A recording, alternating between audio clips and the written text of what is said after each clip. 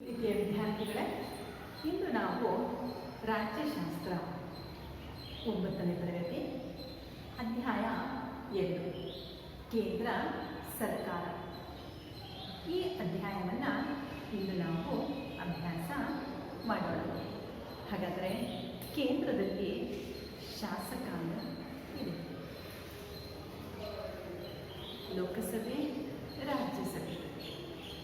ರಾಜ್ಯಸಭೆಯ ಸದಸ್ಯರ ಅರ್ಹತೆಗಳು, ಅಧಿಕಾರಾವಧಿಗಳು ಮತ್ತು ಅವರ ಕಾರ್ಯಗಳು. ಲೋಕಸಭೆ ಸದಸ್ಯರ ಅರ್ಹತೆಗಳು, ಅಧಿಕಾರಗಳು, ನಂತರ ಕಾರ್ಯಗಳು. ಕೇಂದ್ರ ಕಾರ್ಯಾಂಗ. ರಾಷ್ಟ್ರಪತಿಯವರ ಅರ್ಹತೆಗಳು, ಅವರ ಒಂದು ಕಾರ್ಯಗಳು. ಪ್ರಧಾನಮಂತ್ರಿಯವರ ಅರ್ಹತೆಗಳು ಮತ್ತು ಕಾರ್ಯಗಳು. ಈ ಎಲ್ಲ ಕಲಿಕಾಂಶಗಳನ್ನು ಈ ಒಂದು ಅಧ್ಯಾಯದಲ್ಲಿ ಅಭ್ಯಾಸ ಮಾಡೋಣ. ಹಾಗಾದರೆ ಮಕ್ಕಳೇ, ನಿಮಗೆಲ್ಲರಿಗೂ ಸಹ ಮೊದಲ ಅಧ್ಯಾಯ ಸಂವಿಧಾನ, ನಮ್ಮ ಸಂವಿಧಾನದ ಬಗ್ಗೆ ನೀವು ತಿಳ್ಕೊಂಡಿದ್ದೀರಿ. ನಾವೆಲ್ಲ ಭಾರತೀಯ ಪ್ರಜೆಗಳಾದ ನಾವೆಲ್ಲರೂ ಎನ್ನುವಂತಹ ಒಂದು ಶಬ್ದದಿಂದ ಪ್ರಾರಂಭವಾಗುತ್ತೆ ನಮ್ಮ ಸಂವಿಧಾನದ ಪೂರ್ವ ಪೀಠಿಕೆ.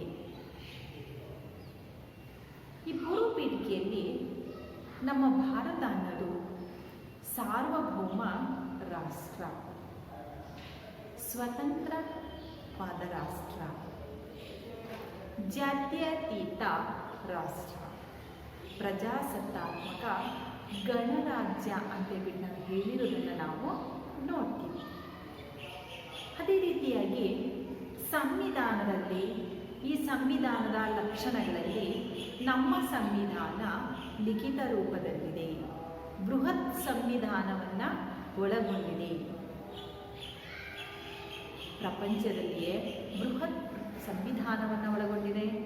ಪ್ರಜಾಸತ್ತಾತ್ಮಕ ಪ್ರಜಾಪ್ರಭುತ್ವ ರಾಷ್ಟ್ರ ಅನ್ನೋದು ನಮ್ಮ ಭಾರತ. ನಮ್ಯ ಸಂವಿಧಾನ ಅನಮ್ಯ ಸಂವಿಧಾನ, ಗಣತಂತ್ರ ವ್ಯವಸ್ಥೆ, ಸಂಸದೀಯ ಮಾದರಿಯ ಸರ್ಕಾರ ಪದ್ಧತಿ, ಸಂಯುಕ್ತ ಪದ್ಧತಿ, ರಾಜ್ಯ ನಿರ್ದೇಶನಾತ್ಮಕ ತತ್ವಗಳು, ಮೂಲಭೂತ ಹಕ್ಕುಗಳು, ಏಕಪೌರತ್ವ, ದ್ವಿಪೌರತ್ವ, ಬಹುಪಕ್ಷ ಪದ್ಧತಿ, ಕೇಂದ್ರ ಕಾರ್ಯಾಂಗ, ಸಂಸತ್ತಿನ 2 ಸದನಗಳ ಬಗ್ಗೆ ನಾವು ಲಕ್ಷಣಗಳಲ್ಲಿ ನಾವು ನೋಡ್ತೀವಿ. ಹಾಗಾದರೆ ಮಕ್ಕಳೇ, ಸಂಸದೀಯ ಮಾದರಿಯ ಸರ್ಕಾರ ಪದ್ಧತಿ, ಸಂಯುಕ್ತ ಸರ್ಕಾರ ಪದ್ಧತಿಯ ಬಗ್ಗೆ ನೀವು ತಿಳ್ಕೊಂಡಿದ್ದೀರ ಅವಾಗಲೇ. ಅಂದರೆ ನಮ್ಮ ಒಂದು ಸಂವಿಧಾನನೇ ಹೇಳಿಬಿಟ್ಟಿದೆ, ಅಧಿಕಾರ ಅನ್ನೋದು ರಾಜ್ಯ ಸರ್ಕಾರ ಮತ್ತು ಕೇಂದ್ರ ಸರ್ಕಾರದಲ್ಲಿ ವಿಭಜನೆಯಾಗಿರೋದನ್ನು ನಾವು ನೋಡ್ತೀವಿ. ಕೇಂದ್ರ ಪಟ್ಟಿಯಲ್ಲಿ 100 ವಿಷಯಗಳ ಬಗ್ಗೆ ಅಧಿಕಾರವನ್ನು ಮಾಡುವಂತಹ ಒಂದು ಅಧಿಕಾರ ಅನ್ನೋದು ಕೇಂದ್ರ ಸರ್ಕಾರಕ್ಕೆ ಇದೆ. ರಾಜ್ಯ ಸರ್ಕಾರ, ರಾಜ್ಯ ಸರ್ಕಾರಕ್ಕೆ ಸಂಬಂಧಪಟ್ಟಂತಹ ವಿಷಯದಲ್ಲಿ 61 ವಿಷಯಗಳ ಬಗ್ಗೆ, ನಂತರ ಸಮವರ್ತಿತ ಪಟ್ಟಿಯಲ್ಲಿ ಕೇಂದ್ರ ಮತ್ತು ರಾಜ್ಯ ಸರ್ಕಾರ ಎರಡೂ ಸಹ ಸಮನಾಗಿ ಅಧಿಕಾರವನ್ನು ಕೊಟ್ಟಿರೋದನ್ನು ನಾವು ನೋಡ್ತೀವಿ. ಅಧಿಕಾರ ಅನ್ನೋದು ವಿಭಜನೆಯಾಗಿದೆ. ಅಧಿಕಾರ ಅನ್ನೋದು ಕೇಂದ್ರ ಮತ್ತು ರಾಜ್ಯ ಸರ್ಕಾರದಲ್ಲಿ ವಿಭಜನೆಯಾಗಿರೋದನ್ನು ನಾವು ನೋಡ್ತೀವಿ. ಅದೇ ರೀತಿಯಾಗಿ ನಮ್ಮ ರಾಷ್ಟ್ರದ ಮುಖ್ಯಸ್ಥರು, ರಾಷ್ಟ್ರಪತಿಯವರು, ಇವರನ್ನು ನಾವು ನಿರ್ದಿಷ್ಟ ಅವಧಿಯವರೆಗೆ ನಾವು ಆಯ್ಕೆ ಮಾಡ್ತೀವಿ, ಪ್ರಜೆಗಳಿಂದ ಆಯ್ಕೆ ಮಾಡ್ತೀವಿ. ಇಷ್ಟನ್ನೆಲ್ಲ ನಾವು ಇಂದಿನ ಒಂದು ಪಾಠದಲ್ಲಿ ತಿಳ್ಕೊಂಡ್ವಿ. ಹಾಗಾದರೆ ಈ ಒಂದು ಕೇಂದ್ರ ಸರ್ಕಾರದ ಬಗ್ಗೆ ನಾವು ತಿಳ್ಕೊಳ್ಳೋಣ. ನಾನು ಹೇಳಿದ ಹಾಗೆ ಭಾರತ ಅನ್ನೋದು ಸಮಾಜವಾದ, ಜಾತ್ಯತೀತ, ಪ್ರಜಾಸತ್ತಾತ್ಮಕ ಗಣರಾಜ್ಯ. ಇಂಗ್ಲೆಂಡ್ ಮತ್ತು ಫ್ರಾನ್ಸ್ ದೇಶಕ್ಕೆ ಹೋದಾಗ, ಯಾವ ದೇಶಕ್ಕೆ? ಇಂಗ್ಲೆಂಡ್ ಮತ್ತು ಫ್ರಾನ್ಸ್ ದೇಶ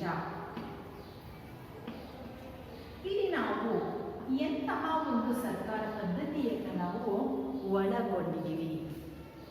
ಏಕಾತ್ಮಕ ಸರ್ಕಾರ ಪದ್ಧತಿಯನ್ನು ನಾವು ನೋಡ್ತೀವಿ. ಏಕಾತ್ಮಕ ಸರ್ಕಾರ ಅಂದರೆ ಏನಪ್ಪ ಅಂದರೆ ಕೇಂದ್ರ ಸರ್ಕಾರದಲ್ಲಿ ಸಂಪೂರ್ಣವಾದಂತಹ ಒಂದು ಅಧಿಕಾರ ಅನ್ನೋದು ಕೇಂದ್ರೀಕರಣವಾಗಿರುತ್ತೆ. ಎಲ್ಲ ಅಧಿಕಾರ ಎಲ್ಲಿರುತ್ತೆ? ಕೇಂದ್ರ ಸರ್ಕಾರದಲ್ಲಿ ಇರುತ್ತೆ. ಇದನ್ನೇ ನಾವು ಏಕಾತ್ಮಕ ಸರ್ಕಾರ ಪದ್ಧತಿ ಅಂತ ಬಿಟ್ಟು ಕರಿತೀವಿ. ಹಾಗಾದರೆ ರಾಜ್ಯ ಸರ್ಕಾರಕ್ಕೆ ಯಾವುದೇ ಕಾರ್ಯ ನಿರ್ವಹಿಸಲಿಲ್ವಾ? ಇದೆ. ಕೇಂದ್ರ ಸರ್ಕಾರದ ಅಧೀನದಲ್ಲಿ ರಾಜ್ಯ ಸರ್ಕಾರಗಳು ಕಾರ್ಯವನ್ನು ನಿರ್ವಹಿಸಬೇಕು. ಯಾವ ದೇಶದಲ್ಲಿ ನಾವು ನೋಡ್ತಾ ಇದ್ದೀವಿ? ಇಂಗ್ಲೆಂಡ್ ಮತ್ತು ಫ್ರಾನ್ಸ್ ದೇಶದಲ್ಲಿ ಏಕಾತ್ಮಕ ಸರ್ಕಾರ ಪದ್ಧತಿಯನ್ನು ನಾವು ಕಾಣ್ತೀವಿ. ಏಕಾತ್ಮಕ ಅಂದರೆ ಕೇಂದ್ರ ಒಂದು ಸರ್ಕಾರದಲ್ಲಿ ಎಲ್ಲ ಅಧಿಕಾರಗಳು ಕೇಂದ್ರೀಕರಣವಾಗಿರುತ್ತೆ. ಅದರ ಅಧೀನದಲ್ಲಿ ರಾಜ್ಯ ಸರ್ಕಾರಗಳು ಕಾರ್ಯವನ್ನು ನಿರ್ವಹಿಸಬೇಕು. ಇದನ್ನೇ ನಾವು ಏಕಾತ್ಮಕ ಸರ್ಕಾರ ಪದ್ಧತಿ ಅಂತ ಬಿಟ್ಟು ಕರೆದ್ವಿ. ಯಾವ ದೇಶದಲ್ಲಿ? ಇಂಗ್ಲೆಂಡ್ ಮತ್ತು ಫ್ರಾನ್ಸ್ ದೇಶದಲ್ಲಿ. ಹಾಗಾದರೆ ಮಕ್ಕಳೇ,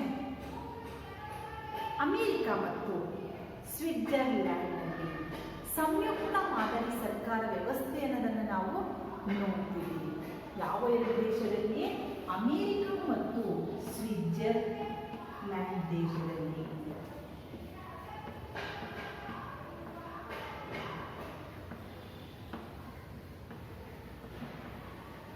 ಸಂಯುಕ್ತ ಮಾದರಿ ಸರ್ಕಾರ ಪದ್ಧತಿಯನ್ನು ನಾವು ನೋಡ್ತೀವಿ. ಸಂಯುಕ್ತ ಮಾದರಿ ಸರ್ಕಾರ ಪದ್ಧತಿ ಅಂದರೆ ಏನು? ರಾಜ್ಯ ಮತ್ತು ಕೇಂದ್ರ ಸರ್ಕಾರದಲ್ಲಿ ಅಧಿಕಾರ ಅನ್ನೋದು ವಿಭಜನೆಯಾಗಿದೆ. ಕೇಂದ್ರ ಆಡಳಿತ ಪದ್ಧತಿಯನ್ನು ನಾವು ನೋಡ್ತೀವಿ. ರಾಜ್ಯ ಮತ್ತು ಕೇಂದ್ರ ಆಡಳಿತ ಪದ್ಧತಿಯನ್ನು ನಾವು ಇಲ್ಲಿ ನೋಡ್ತೀವಿ. ಅಧಿಕಾರ ಅನ್ನೋದು ಸ್ವತಂತ್ರವಾಗಿ ಚಲಾಯಿಸುವಂತಹ ಒಂದು ಸ್ವತಂತ್ರ ಎರಡು ಸರ್ಕಾರಗಳು ಒಳಗೊಂಡಿವೆ. ಅಂದರೆ ಕೇಂದ್ರದಲ್ಲಿ ಕೇಂದ್ರ, ರಾಜ್ಯ ಸರ್ಕಾರಗಳು ಸ್ವತಂತ್ರವಾಗಿ ಅಧಿಕಾರ ಅನ್ನೋದು ನಡೆಯುವುದು. ಸಂಯುಕ್ತ ಮಾದರಿ ಸರ್ಕಾರ ವ್ಯವಸ್ಥೆ ಅಂದರೆ ಕೇಂದ್ರದಲ್ಲಿ ಕೇಂದ್ರ ಮತ್ತು ರಾಜ್ಯ ಸರ್ಕಾರಗಳು ಸ್ವತಂತ್ರವಾಗಿ ಕಾರ್ಯವನ್ನು ನಿರ್ವಹಿಸುವುದು. ಹಾಗಾದರೆ ಮಕ್ಕಳೇ, ನಮ್ಮ ಭಾರತ ಅನ್ನೋದು ರಾಜ್ಯಗಳ ಒಕ್ಕೂಟವಾಗಿದೆ ಅಂತೇಳಿ ನಾವು ಹೇಳ್ತೀವಿ. ಅಧಿಕಾರ ಅನ್ನೋದು ರಾಜ್ಯ ಮತ್ತು ಕೇಂದ್ರ ಆಡಳಿತದ ಬಗ್ಗೆ ಸಂವಿಧಾನಬದ್ಧವಾಗಿ ವಿಭಜನೆಯಾಗಿದೆ. ಏನಾಗಿದೆ? ಅಧಿಕಾರ ಅನ್ನೋದು ರಾಜ್ಯ ಮತ್ತು ಕೇಂದ್ರ ಆಡಳಿತದಲ್ಲಿ ವಿಭಜನೆಯಾಗಿದೆ. ಅದು ಯಾವ ರೀತಿಯಾಗಿ? ಸಂವಿಧಾನಬದ್ಧವಾಗಿ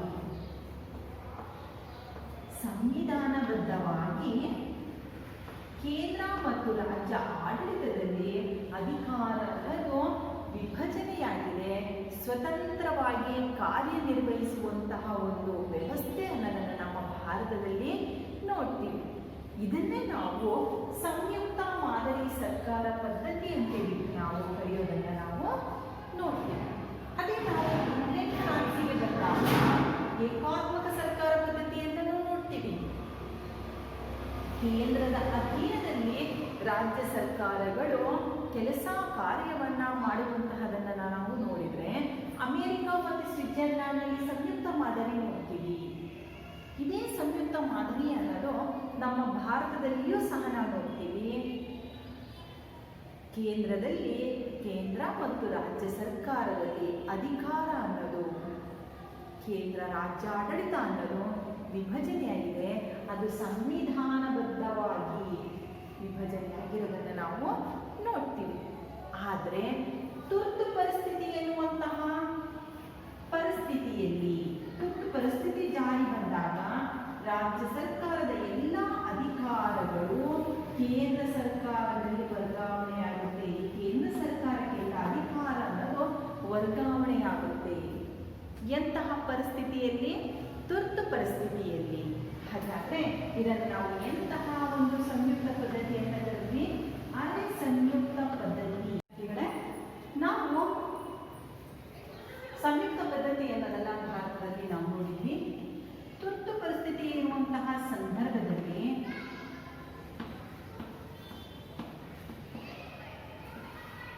ಕೇಂದ್ರ ಸರ್ಕಾರಕ್ಕೆ ಸಂಪೂರ್ಣವಾದಂತಹ ಅಧಿಕಾರ ಅನ್ನೋದು ವರ್ಗಾವಣೆಯಾಗುತ್ತೆ.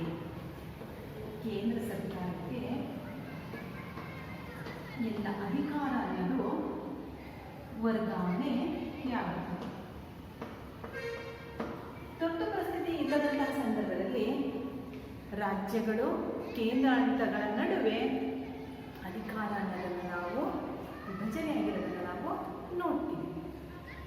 ಇದೇ ರೀತಿಯಾಗಿ ಕೇಂದ್ರ ಸರ್ಕಾರದಲ್ಲಿ ನಾವು ಕೇಂದ್ರ ಶಾಸಕಾಂಗ, ಕೇಂದ್ರ ಕಾರ್ಯಾಂಗ, ನ್ಯಾಯಾಂಗಗಳನ್ನು ಒಳಗೊಂಡು ಇದು ಕಾರ್ಯಗಳನ್ನು ನಿರ್ವಹಿಸುತ್ತೆ. ಹಾಗಾದರೆ ಒಂದನೆಯದು ಕೇಂದ್ರ ಶಾಸಕಾಂಗ.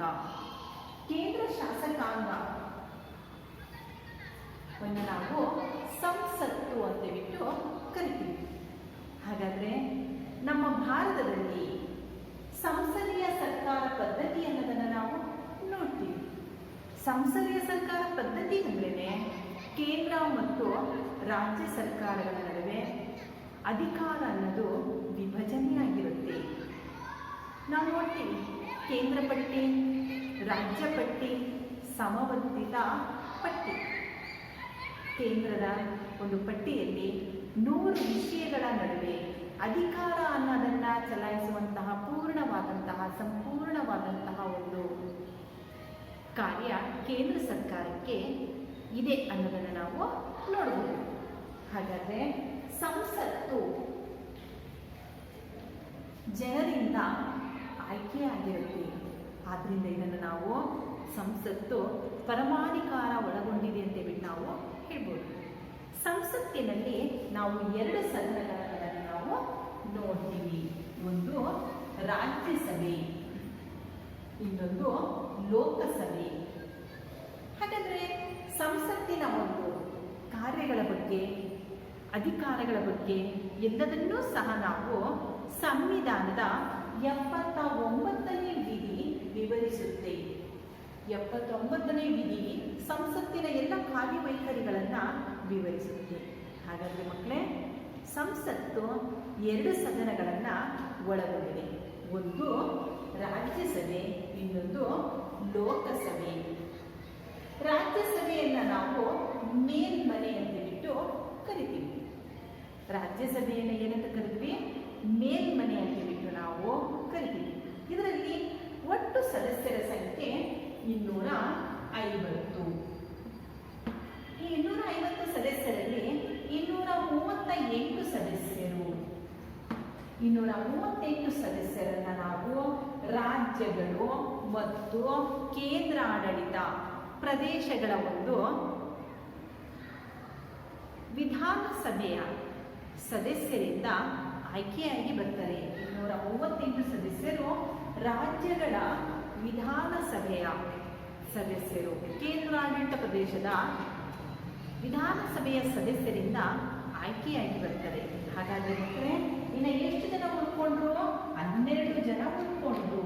ಈ 12 ಜನರು ಸಮಾಜ ಸೇವೆ, ಕಲೆ, ವಿಜ್ಞಾನ,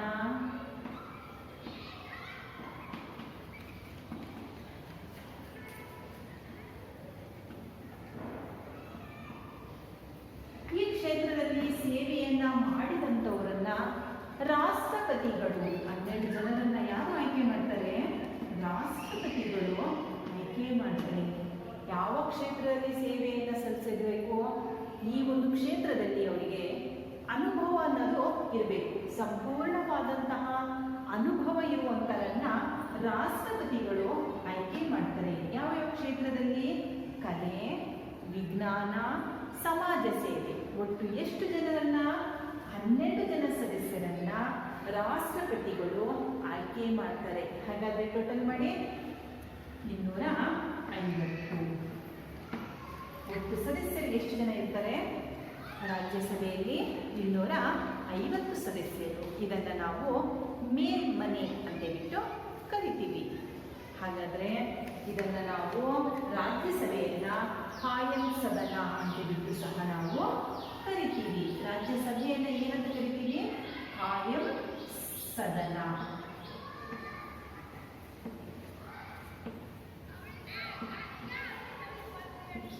ಇನ್ನೊಂದು ಹಿರಿಯರ ಸದನ.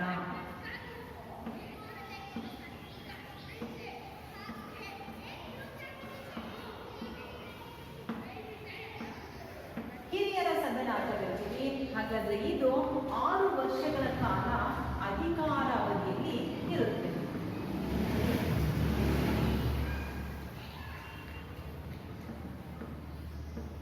ಅಧಿಕಾರದಲ್ಲಿ ಇರುತ್ತೆ. ಈ ಸದನವನ್ನ ವಿಸರ್ಜಿಸಲು ಆಗದು. ವಿಸರ್ಜಿಸಲಾಗದು. ಏಕೆ? 6 ವರ್ಷ ಅಧಿಕಾರದಲ್ಲಿರುತ್ತೆ. ಇದನ್ನ ಲೋಕಸಭೆಯಂತೆ ವಿಸರ್ಜಿಸಲಾಗದು. ವಿಸರ್ಜನೆ ಮಾಡೋದಕ್ಕೆ ಆಗಲ್ಲ. ವಿಸರ್ಜಿಸಲಾಗದು. ಇದನ್ನ ಕಾಯಂ ಸದನ ಅಂತ ಕರೆದ್ವಿ. ಹಿರಿಯರ ಸದನ ಅಂತ ಕರೆದ್ವಿ. ಎಷ್ಟು ವರ್ಷಗಳ ಕಾಲ ಅಧಿಕಾರದಲ್ಲಿರುತ್ತೆ? 6 ವರ್ಷಗಳ ಕಾಲ ಅಧಿಕಾರದಲ್ಲಿರುತ್ತೆ. ಇದನ್ನ ವಿಸರ್ಜಿಸಲಾಗದು. ಯಾವ ಸದನವನ್ನ? ರಾಜ್ಯಸಭೆಯನ್ನ ವಿಸರ್ಜಿಸಲಾಗದು. ಈ ಸದನದಲ್ಲಿ 2 ವರ್ಷಕ್ಕೆ ಒಮ್ಮೆ 1/3 ಸದಸ್ಯರು ನಿವೃತ್ತಿ ಆಗ್ತಾರೆ. ಎಷ್ಟು ವರ್ಷಕ್ಕೊಮ್ಮೆ?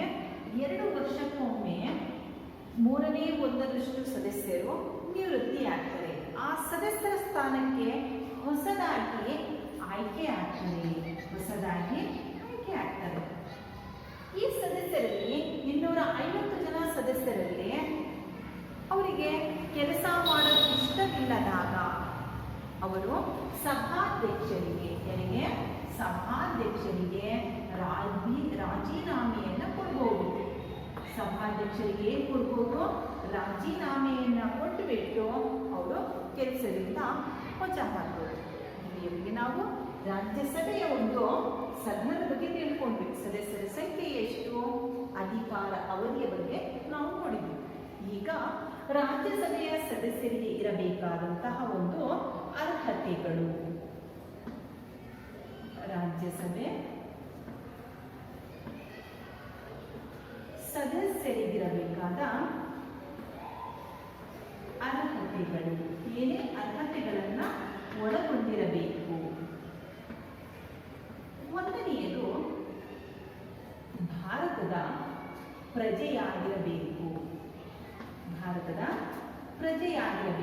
ಅಮೆರಿಕದ ಪ್ರಜೆಯನ್ನು ತಂದು ನಾವು ಈ ಸದನದಲ್ಲಿ ಸದಸ್ಯರನ್ನಾಗಿ ಮಾಡಿದ್ರೆ ಆಗಲ್ಲ.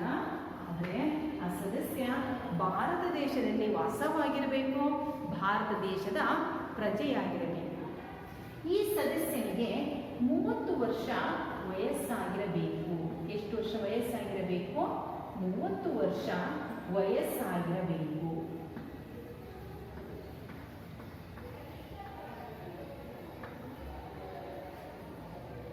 ಮಾನಸಿಕವಾಗಿ ಸ್ವಸ್ಥನಾಗಿರಬೇಕು. ಮನಸ್ಸು ಚೆನ್ನಾಗಿರಬೇಕು. ಮತಿಭ್ರಮಣೆ ಆಗಿರಬಾರದು.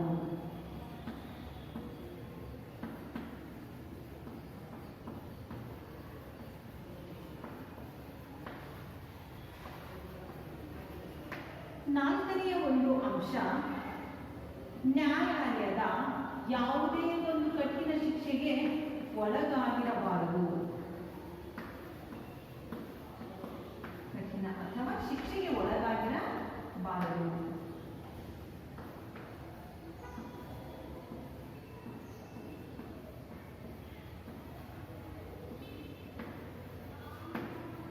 ಐದನೆಯ ಒಂದು ಅಂಶ, ಸಂಸತ್ತು ಕಾಲಕ್ಕೆ ತಕ್ಕಂತೆ ನಿಗದಿಪಡಿಸುವಂತಹ ಒಂದು ಅರ್ಹತೆಗಳಿಗೆ ಒಳಪಟ್ಟಿರಬೇಕು. ಸಂಸತ್ತು ನಿಗದಿಗೊಳಿಸುವ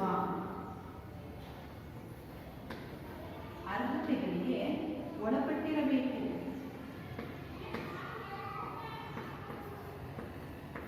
ಕಾಲಕ್ಕೆ ತಕ್ಕಂತೆ ಅದು ಅರ್ಹತೆಗಳನ್ನ ಮಾಡುತ್ತೆ. ಆ ಅರ್ಹತೆಗೆ ಈ ರಾಜ್ಯಸಭೆಯ ಸದಸ್ಯರು ಒಳಗೊಂಡಿರಬೇಕು.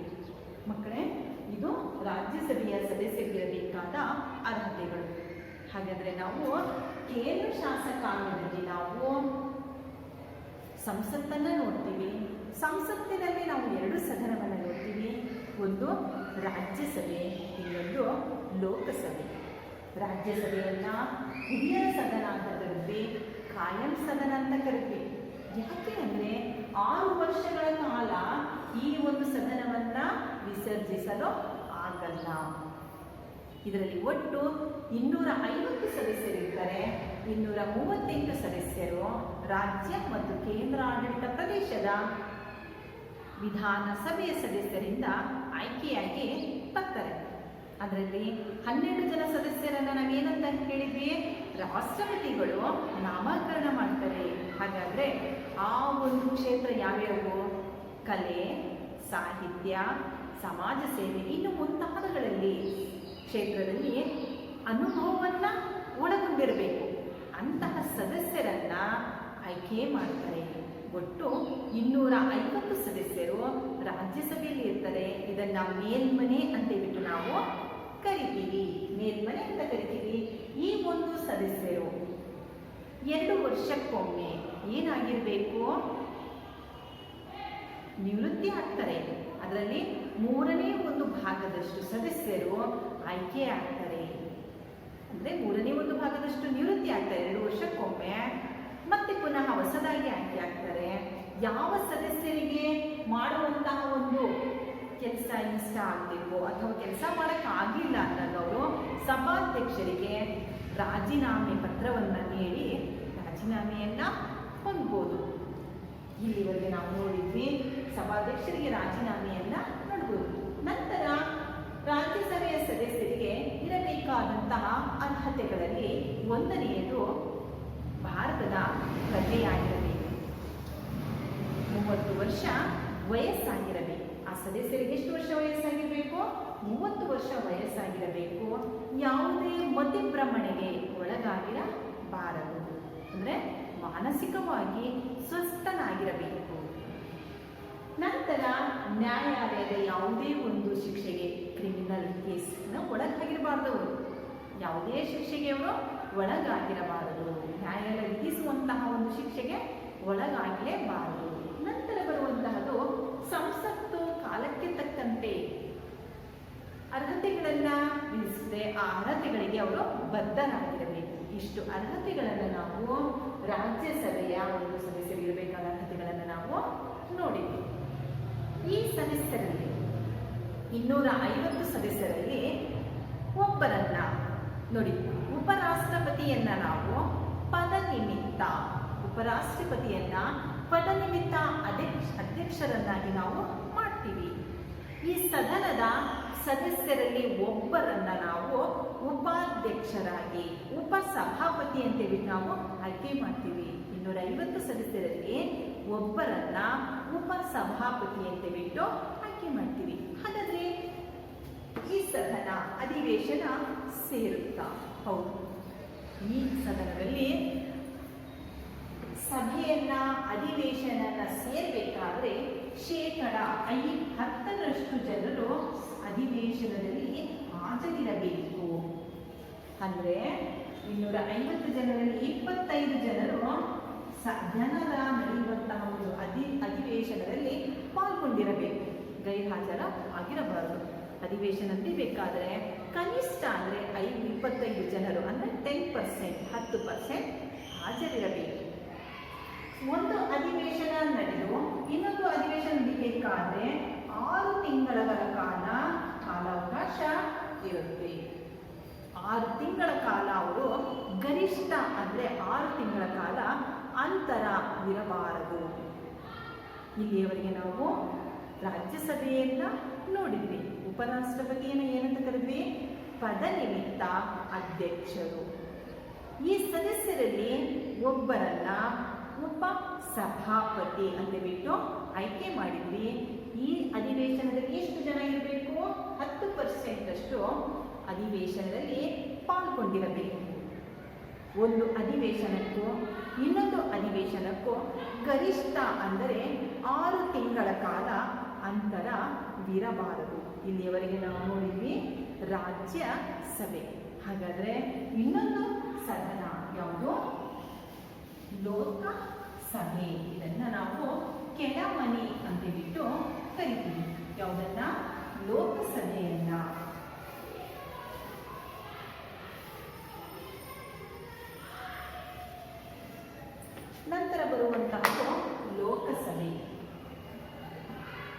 ಕೆಳಮನೆ ಅಂತ ಬಿಟ್ಟು ಕರಿತೀವಿ. ಈ ಸದನ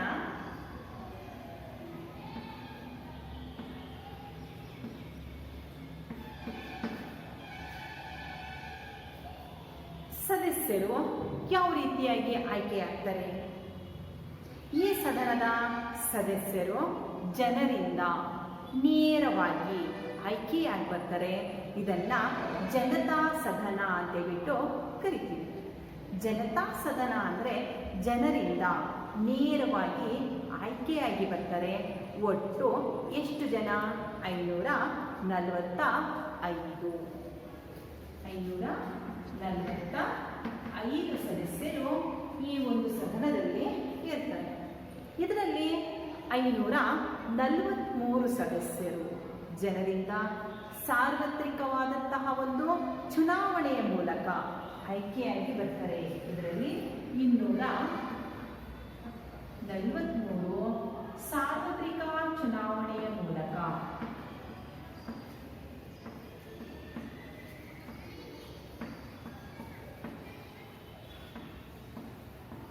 ಆಯ್ಕೆಯಾಗಿ ಬರ್ತಾರೆ. ಉಳಿದ 2 ರಾಷ್ಟ್ರಪತಿಗಳು ಆಂಗ್ಲೋ ಇಂಡಿಯನ್ನರು.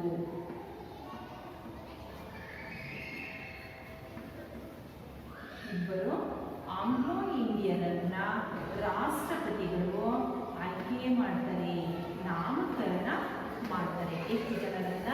2. ಒಟ್ಟು ಎಷ್ಟು ಜನ ಆದರೂ?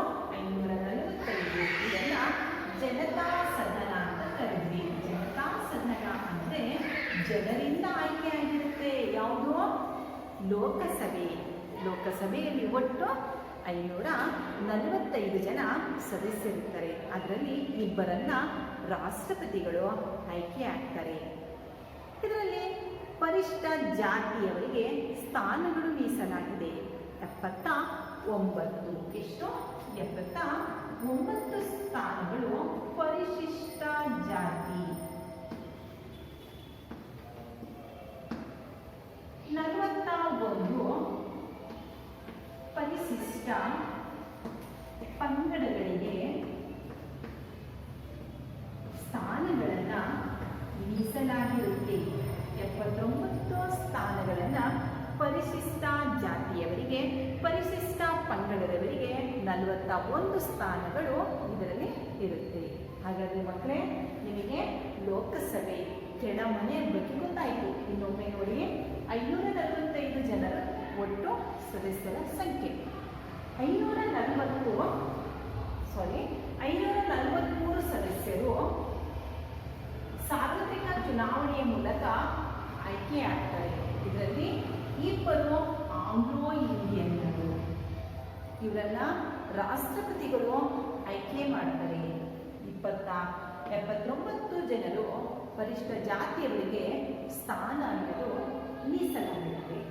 41 ಸ್ಥಾನಗಳು ಪರಿಶಿಷ್ಟ ಪಂಗಡದವರಿಗೆ ಮೀಸಲಾಗಿರುತ್ತೆ. ಹಾಗಾದರೆ ಸದಸ್ಯರು ಎಷ್ಟು ವರ್ಷಗಳ ಕಾಲ ಅಧಿಕಾರದಲ್ಲಿ ಇರ್ತಾರೆ? 5 ವರ್ಷಗಳ ಕಾಲ ಅಧಿಕಾರದಲ್ಲಿರುತ್ತಾರೆ. ಹಾಗಾದರೆ ಇವರು ಈ ಸದನವನ್ನು ವಿಸರ್ಜಿಸಬಹುದು. ವಿಶ್ವಾಸವನ್ನ ಕಳೆದುಕೊಂಡಾಗ ವಿಸರ್ಜಿಸಬಹುದು. 5 ವರ್ಷ ಅಧಿಕಾರದಲ್ಲಿರುತ್ತೆ. ಯಾವಾಗ ಇವರು ವಿಶ್ವಾಸವನ್ನ ಕಳ್ಕೊಳ್ತಾರೋ ಆಗ ಇವರು ಈ ಸದನವನ್ನ ವಿಸರ್ಜಿಸಬಹುದು. ಮಾನ್ಯ ಪ್ರಧಾನಮಂತ್ರಿಗಳ ಒಂದು ಸಲಹೆ ಮೇರೆಗೆ ರಾಷ್ಟ್ರಪತಿಗಳು ಲೋಕಸಭೆಯ ಸದಸ್ಯರನ್ನ ನಾವೇನು ಮಾಡಬಹುದು?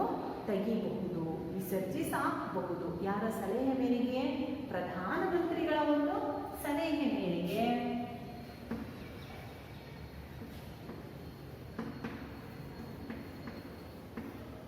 ಯಾರು? ರಾಷ್ಟ್ರಪತಿಗಳು ವಿಸರ್ಜಿಸಬಹುದು. ಯಾವ ಸದನವನ್ನ? ಲೋಕಸಭೆಯನ್ನ.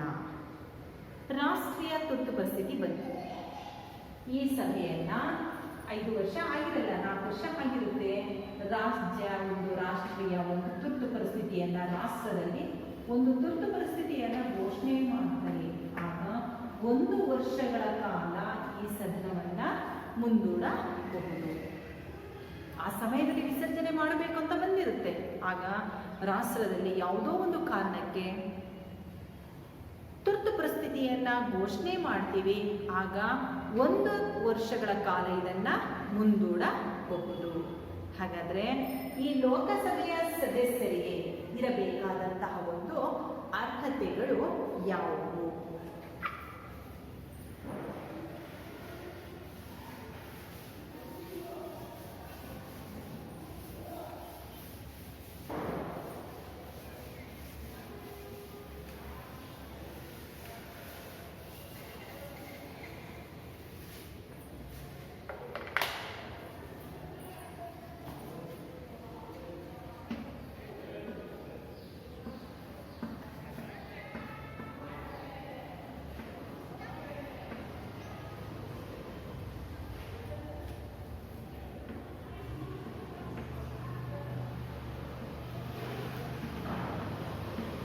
ಒಂದನೆಯದು ಭಾರತದ ಪ್ರಜೆಯಾಗಿರಬೇಕು.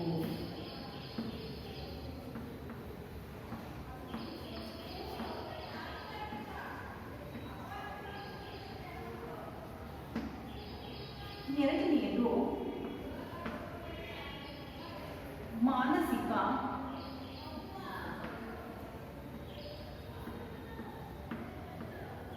ಸ್ವಾಸ್ಥ್ಯನಾಗಿರಬೇಕು.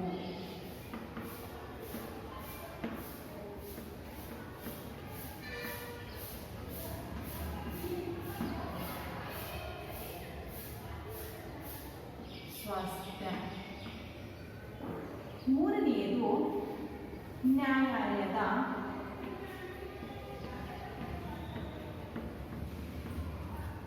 ಯಾವುದೇ ಶಿಕ್ಷೆಗೆ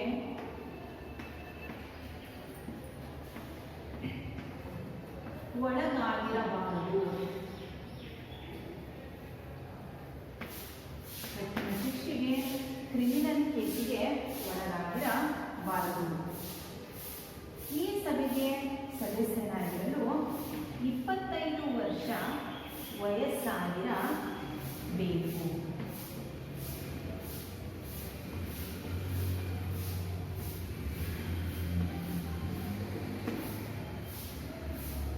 ಐದನೆಯದು ಸರ್ಕಾರಿ ಹುದ್ದೆಯಲ್ಲಿ ಇರಬಾರದು. ಯಾವುದೇ ಸರ್ಕಾರಿ ಹುದ್ದೆಯಲ್ಲಿ ಇರಬಾರದು.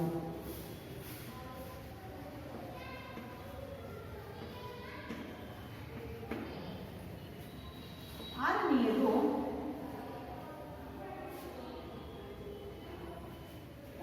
ಸಂಸತ್ತು ಕಾಲಕ್ಕೆ ತಕ್ಕಂತೆ ಕಾಲಕಾಲಕ್ಕೆ ನಿಗದಿಪಡಿಸುವ ಅರ್ಹತೆಗಳಿಗೆ ಒಳಗಾಗಿರಬೇಕು. ಅರ್ಹತೆಗಳಿಗೆ ಒಳಗಾಗಿರಬೇಕು.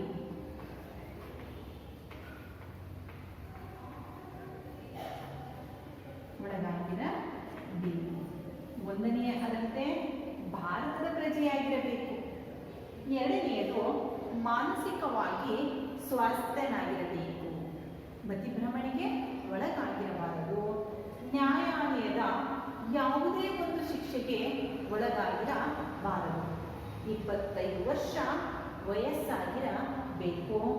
ಸರ್ಕಾರಿ ಹುದ್ದೆಯಲ್ಲಿರಬಾರದು. ಯಾವುದೇ ಒಂದು ಸರ್ಕಾರದ ಹುದ್ದೆಯಲ್ಲಿ ಇರಬಾರದು. ಸಂಸತ್ತು ಕಾಲಕಾಲಕ್ಕೆ ನಿಗದಿಪಡಿಸುವ ಅರ್ಹತೆಗಳಿಗೆ ಒಳಗಾಗಿರಬೇಕು. ಮಕ್ಕಳೇ, ಇಲ್ಲಿಯವರೆಗೆ ನಾವು ಸಂಸತ್ತಿನ 2 ಸದನಗಳು, ರಾಜ್ಯಸಭೆ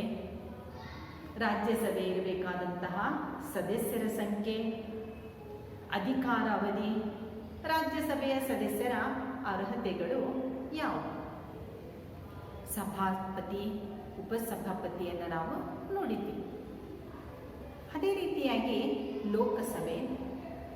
ಲೋಕಸಭೆಯ ಒಂದು ಸದಸ್ಯರ ಆಯ್ಕೆ, ಒಟ್ಟು ಸದಸ್ಯರ ಸಂಖ್ಯೆ, ಲೋಕಸಭೆಯ ಅಧಿಕಾರಾವಧಿ, ಲೋಕಸಭೆಯ ಸದಸ್ಯರಿಗೆ ಇರಬೇಕಾದಂತಹ ಒಂದು ಅರ್ಹತೆಗಳ ಬಗ್ಗೆ ನೀವು ತಿಳ್ಕೊಂಡ್ರಿ. ಲೋಕಸಭೆಯ ಸದಸ್ಯರು ಎಷ್ಟು ವರ್ಷಗಳ ಕಾಲ ಅಧಿಕಾರದಲ್ಲಿರುತ್ತೆ? ಲೋಕಸಭೆಯನ್ನು ನಾವು ವಿಸರ್ಜಿಸಬಹುದು. ತುರ್ತು ಪರಿಸ್ಥಿತಿಯಲ್ಲಿ ಇದನ್ನು ನಾವೇನು ಮಾಡ್ಬೋದು? 1 ವರ್ಷಗಳ ಕಾಲ ಇದನ್ನು ನಾವು ಮುಂದೂಡಬಹುದು. ಈಗ ಬರುವಂತಹದ್ದು ಸಭಾಧ್ಯಕ್ಷರು.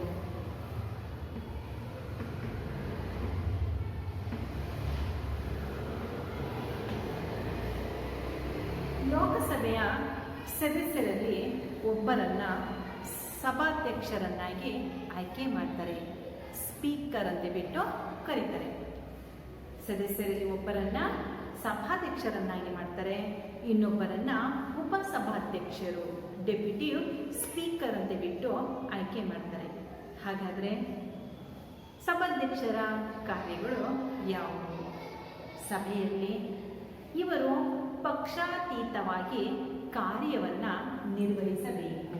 ಸಭಾಧ್ಯಕ್ಷರು ಪಕ್ಷಾತೀತವಾಗಿ ಕಾರ್ಯವನ್ನು ನಿರ್ವಹಿಸಬೇಕು. ಯಾವುದೇ ಪಕ್ಷಕ್ಕೆ ಪರವಾಗಿ ಮಾತಾಡೋಂಗಿಲ್ಲ, ಪಕ್ಷಾತೀತವಾಗಿ ಕಾರ್ಯವನ್ನು ಅವರು ನಿರ್ವಹಿಸಬೇಕು.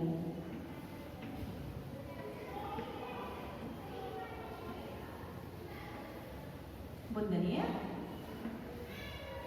ಕಾರ್ಯ. ಎರಡನೆಯದು ಸಭೆಯ ಕಾರ್ಯಕಲಾಪಗಳು ನಡೆಯುವಂತಹ ಸಂದರ್ಭದಲ್ಲಿ ಅದರ ಒಂದು ಕಾರ್ಯಕಲಾಪಗಳ ಒಂದು ಅಧ್ಯಕ್ಷತೆಯನ್ನು ವಹಿಸಿ ಸಭೆಯಲ್ಲಿ ಶಾಂತಿ ಶಿಸ್ತು ಇರುವಂತೆ ನೋಡಿಕೊಳ್ಳಬೇಕು. ಸಭೆಯಲ್ಲಿ ಶಾಂತಿ ಶಿಸ್ತನ್ನು ನಿರ್ವಹಿಸಬೇಕು. ಇವರು ಆ ಒಂದು ಕಾರ್ಯಕಲಾಪಗಳ ಒಂದು ಅಧ್ಯಕ್ಷತೆಯನ್ನು ವಹಿಸಬೇಕು. ಎರಡನೆಯ ಒಂದು ಕಾರ್ಯ.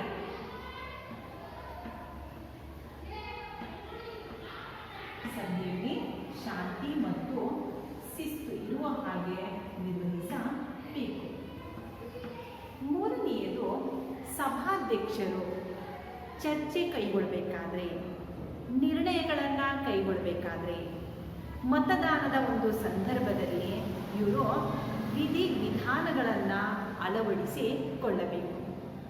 ಚರ್ಚೆ, ಮತದಾನ, ನಿರ್ಣಯಗಳನ್ನು ಕೈಗೊಳ್ಳಬೇಕಾದ್ರೆ ವಿಧಿವಿಧಾನಗಳನ್ನು ಅನುಸರಿಸಬೇಕು. ಯಾರು? ಸಭಾಧ್ಯಕ್ಷರು ವಿಧಿವಿಧಾನ ಅನುಸರಿಸಬೇಕು. ನಾಲ್ಕನೆಯದು ಸಭಾಧ್ಯಕ್ಷರು ನಿಯಮಗಳು ಸ್ಪಷ್ಟವಾಗಿ ಇರಬೇಕು. ನಿರ್ಣಾಯಕ ಅಧಿಕಾರವನ್ನು ಕೈಗೊಳ್ಳಬೇಕು. ಸಭಾಧ್ಯಕ್ಷರಿಗೆ ಪ್ರಧಾನಮಂತ್ರಿಯ ಹಾದಿಯಾಗಿಯೂ ಸಹ ಅವರಿಗೆ ಗೌರವವನ್ನು ಕೊಡುವಂತಹ ಒಂದು ಸಂಪ್ರದಾಯ ನಮ್ಮ ಒಂದು ಲೋಕಸಭೆಯಲ್ಲಿ ಇದೆ. ಒಂದು ಶಿಷ್ಟಾಚಾರನವಿದೆ. ಅವರಿಗೆ ಪ್ರಧಾನಮಂತ್ರಿ ಆದಿಯಾಗಿಯೂ ಸಹ ಗೌರವವನ್ನು ಕೊಡಬೇಕು. ನಿರ್ಣಯ ನಿಯಮಗಳ ಒಂದು ಸ್ಪಷ್ಟತೆ, ಅಧಿಕಾರದ ಒಂದು ಸ್ಪಷ್ಟವಾಗಿ ಅವರಿಗೆ ಗೊತ್ತಿರಬೇಕು. ಮಸೂದೆಗಳ ಒಂದು ಮತದಾನದ ಸಮಯದಲ್ಲಿ ಸಮ ಪ್ರಮಾಣದ ಮತದಾನ ಬಂದಾಗ ನಿರ್ಣಯಗಳನ್ನು ಅವರು ಸ್ಪಷ್ಟವಾಗಿ ಕೈಗೊಳ್ಳಬೇಕು. ಇದು ಸಭಾಧ್ಯಕ್ಷರ ಕಾರ್ಯಗಳು ಆಗಿದೆ. ಅಂದರೆ ಸಭಾಧ್ಯಕ್ಷರು ಪಕ್ಷಾತೀತವಾಗಿ ಕಾರ್ಯವನ್ನು ನಿರ್ವಹಿಸಬೇಕು. ಸಭೆಯಲ್ಲಿ ಶಾಂತಿ ಶಿಸ್ತನ್ನು ಕಾಪಾಡಿಕೊಳ್ಕೋಬೇಕು. ಚರ್ಚೆ, ನಿರ್ಣಯ, ನಂತರ ಮತದಾನದ ಒಂದು ಸಂದರ್ಭದಲ್ಲಿ ವಿಧಿವಿಧಾನಗಳನ್ನು ಕೈಗೊಳ್ಳಬೇಕು. ಪ್ರಧಾನಮಂತ್ರಿ ಆದಿಯಾಗಿ ಇವರಿಗೆ ಒಂದು ಗೌರವವನ್ನು ಕೊಡಬೇಕು. ಮಸೂದೆಗಳ ಒಂದು ಮತದಾನದ ಸಂದರ್ಭದಲ್ಲಿ ಸಮ ಪ್ರಮಾಣದ ಮತದಾನ ಬಂದಾಗ ಇವರು ನಿರ್ಣಾಯಕ ಮತವನ್ನು ಚಲಾಯಿಸಬಹುದು. ಸಭಾಧ್ಯಕ್ಷರು ನೋಡಿದ್ವಿ. ಈಗ ಸ್ಪೀಕರ್, ಡೆಪ್ಯೂಟಿ ಸ್ಪೀಕರ್ ಆಯಿತು. ಈಗ ಪ್ರತಿಪಕ್ಷ ನಾಯಕರ ಪಾತ್ರ ಮತ್ತು ಕಾರ್ಯಗಳು. ಒಂದನೆಯದು ಸರ್ಕಾರ ಏನಾದರೂ ತಪ್ಪು ಮಾಡಿದಾಗ, ಆಡಳಿತ ಪಕ್ಷ ತಪ್ಪು ಮಾಡಿದಾಗ ಅದನ್ನು ಎತ್ತಿ ತೋರಿಸುವಂತಹ ಒಂದು ಕೆಲಸವನ್ನು ಈ ಪ್ರತಿಪಕ್ಷ ನಾಯಕರು ಮಾಡಬೇಕು.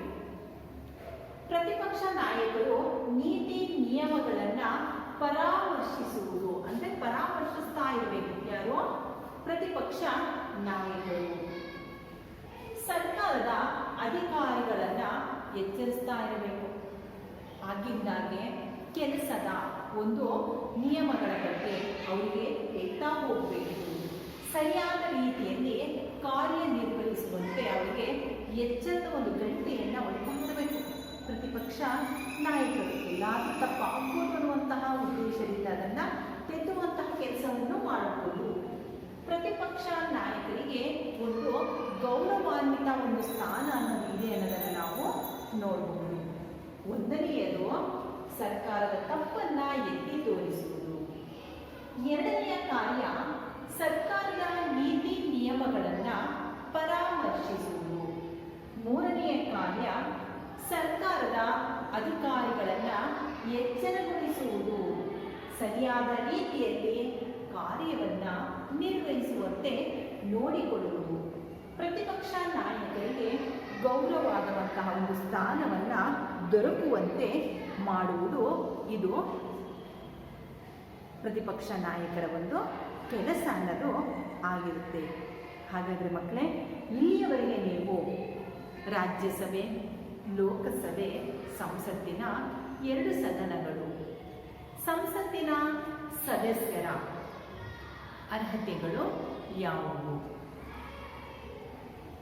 ಅವರ ಅಧಿಕಾರಾವಧಿಗಳು ಯಾವುವು, ಲೋಕಸಭೆ ಅಧಿಕಾರಾವಧಿ, ರಾಜ್ಯಸಭೆ ಅಧಿಕಾರಾವಧಿ, ಸಭಾಧ್ಯಕ್ಷರ ಕಾರ್ಯಗಳು ತಿಳ್ಕೊಂಡು ಪ್ರತಿಪಕ್ಷ ನಾಯಕರ ಪಾತ್ರ ಮತ್ತು ಕಾರ್ಯಗಳ ಬಗ್ಗೆಯೂ ಸಹ ನಿಮಗೆ ಗೊತ್ತಾಯಿತು. ಈಗ ಮನೆಗೆಲಸ, ಮನೆಯಲ್ಲಿ ಕುಳಿತು ಈ ಒಂದು ಗೃಹ ಪಾಠವನ್ನು ನೀವು ಬರ್ಕೊಂಡು ಬನ್ನಿ. ಒಂದನೆಯ ಪ್ರಶ್ನೆ, ಸಂಸತ್ತಿನ 2 ಸದನಗಳನ್ನು ತಿಳಿಸಿ. ಮನೆ ಕೆಲಸದಲ್ಲಿ ಸಂಸತ್ತಿನ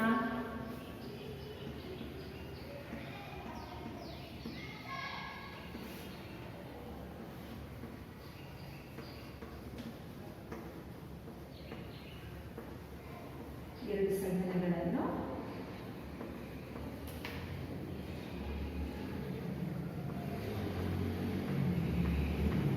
ತಿಳಿಸಿ.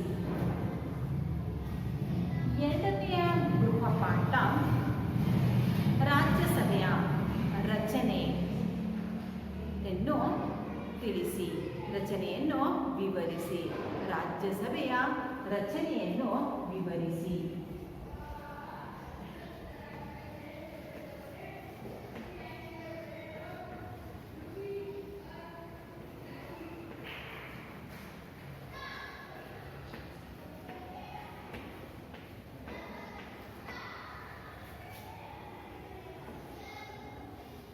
ಮೂರನೆಯ ಪ್ರಶ್ನೆ, ಲೋಕಸಭೆಯ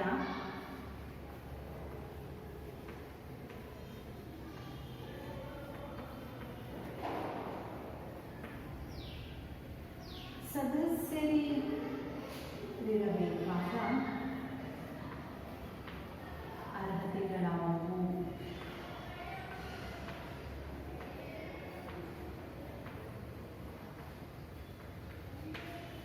ಈ ಪ್ರಶ್ನೆಗಳಿಗೆ ಉತ್ತರವನ್ನು ಬರೆದುಕೊಂಡು ಬಂದು ನಿಮ್ಮ ಶಿಕ್ಷಕರಿಗೆ ತೋರಿಸಿ ಮನೆಯಲ್ಲಿ ಕುಳಿತು ಮತ್ತೊಮ್ಮೆ ಈ ಒಂದು ಅಧ್ಯಾಯವನ್ನು, ಈ ತರಗತಿಯ ಒಂದು ಅಭ್ಯಾಸವನ್ನು